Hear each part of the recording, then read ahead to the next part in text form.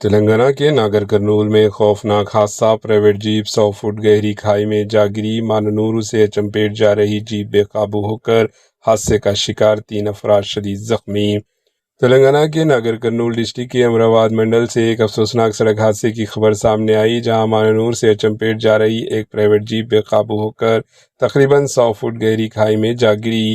اطلاعات کے مطابق حادثہ کوٹا کے قریب پیش آیا۔ جیپ میں تقریباً 10 سے 12 ٹیچر اور سرکاری امپلائیز سوار تھے، جو اپنی ڈیوٹی مکمل کرنے کے بعد گھروں کو واپس جا رہے تھے۔ متاثرین کا کہنا ہے کہ علاقے میں RTC بسوں کی کمی کے باعث انہیں پرائیویٹ جیپ میں سفر کرنا پڑا۔ اسی دوران گاڑی ڈرائیور کے قابو سے باہر ہو گئی اور گہری کھائی میں جا گری۔